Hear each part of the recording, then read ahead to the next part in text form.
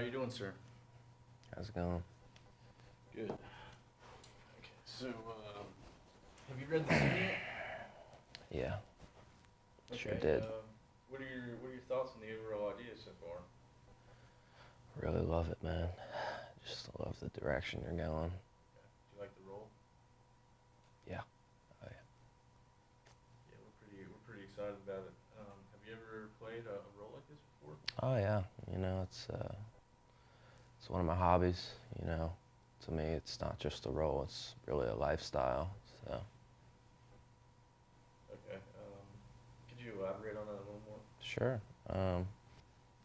The things you wrote into this script, I find myself doing on the weekends for fun. So I think, could certainly be an accurate portrayal. Okay. How would you say you deal with bloody and gory scenes? Have you ever filmed any For the bloody, most part, disturbing scenes?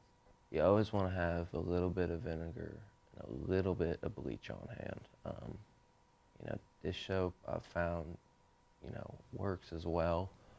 But it really depends on where the blood came from. That's, if it's cranial blood, usually it's a little darker, and that's when you really want to add extra bleach. I'm sorry. Have you ever been filmed in a bloody, or a gory situation? Actually, there was this one time I had this lady in a room, and I was acting, like I had discovered her, like I was bringing a room service, like it was a hotel. I was acting like I was bringing a room service, but she was already dead. So it wasn't. It's kind of a one-way street, if you get what I'm saying. Interesting. So you don't have a problem playing a character that would kill multiple people? No, just given we got, the right solutions to, get everything out, because, of course, as you know, you can't be walking around covered in blood, Okay. Let's see here. So we pulled up your background check, and it says you've been arrested several times, a couple of domestic violence charges. What's that all about? See, the funny thing about that is it's actually my brother. He used to use my ID when he was a kid, and he still has it, so he's just going through some stuff, and, it was a big misunderstanding. I'm sure you can understand.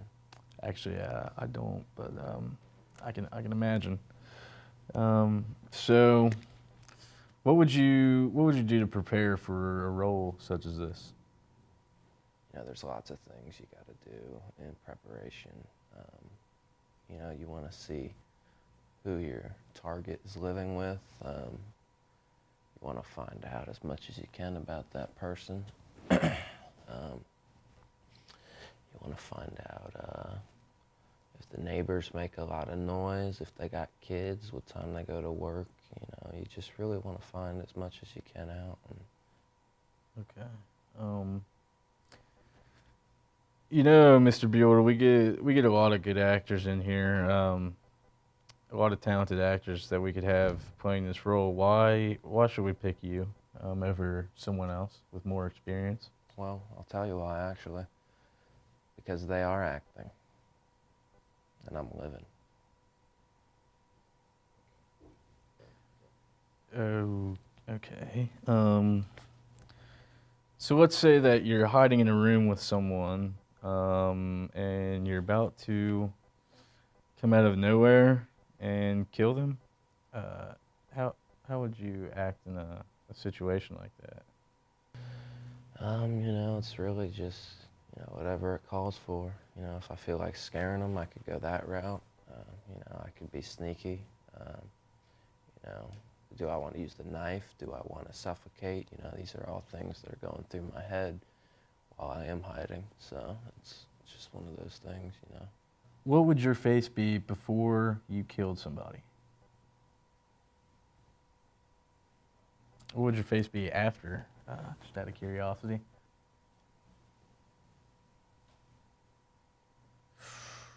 Okay.